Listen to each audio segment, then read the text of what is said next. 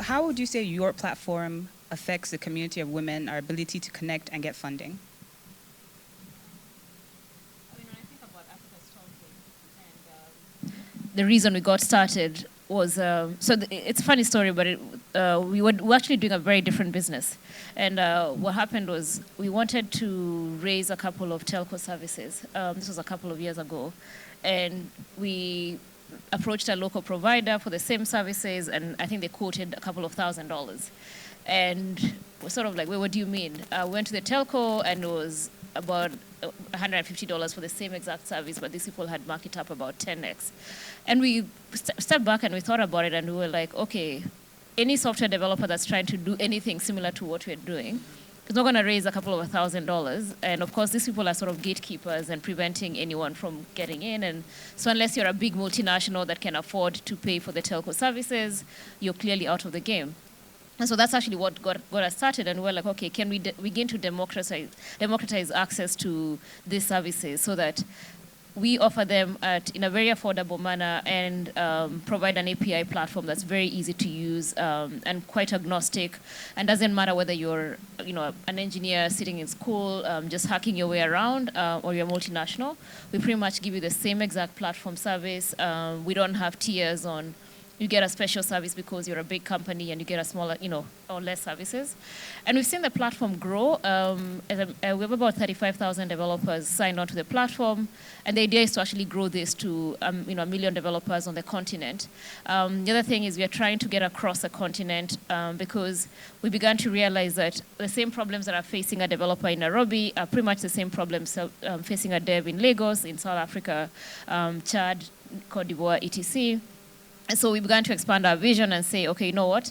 Let's go across the continent. Let's provide one Pan-African platform so that if you're a developer and you're sitting in Lagos and you have a great idea, well, we should make it as easy as possible for you to come to Kenya or to East Africa or West Africa. So again, when I time back to your question around how do we then help women, for me, when I look at what we've been able to do with the platform, the fact that we've kind of we sort of flattened the landscape for everyone. So at least it's one less thing that if you're a woman developer with a startup, you don't have to worry about, oh my goodness, I have to go face MTN, I have to go face a bank, I have to go face all these infrastructure providers.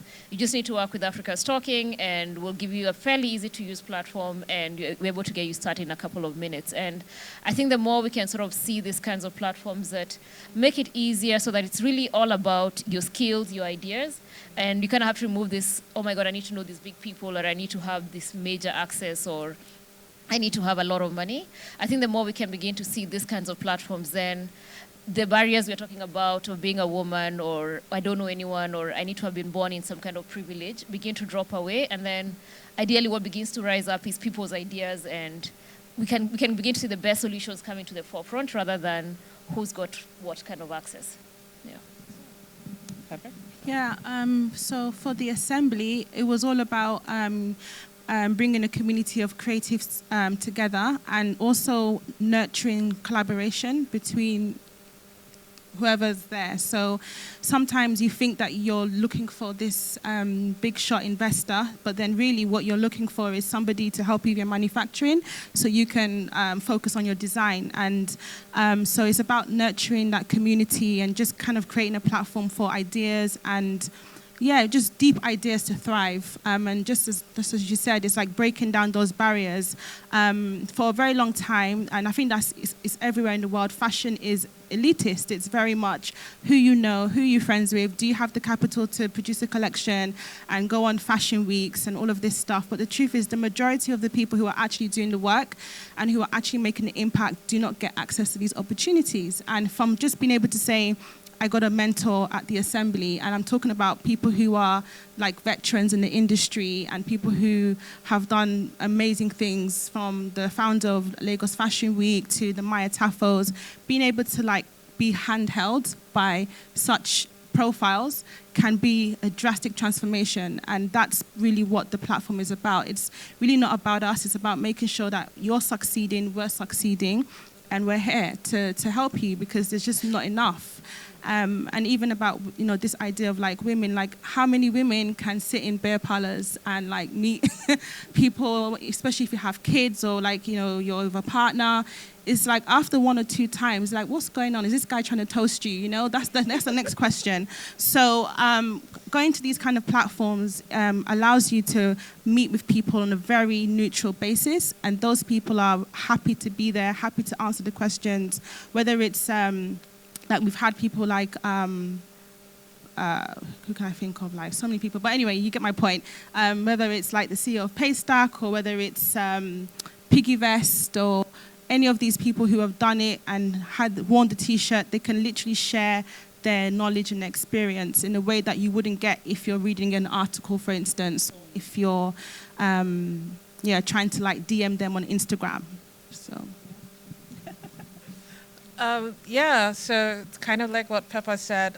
So one of my hats at Facebook is managing the hub in Yaba, NG Hub, which is essentially a community space for startups, developers, entrepreneurs, small businesses to receive training, community mentorship, and in some cases funding for what they do. So we partner with people that are trying to enable businesses, but sometimes specifically women.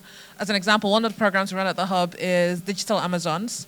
It's a 3-week program for young girls to get into the digital marketing. And so it teaches them everything from video editing, photography, actual people skills. So they go out and they have actual projects where they go to companies and they're like your digital marketing client for a week and they have to come up with a brand and everything. And it's beautiful to watch because you see some people start the program and they're timid and they're shy and they don't know how to express themselves.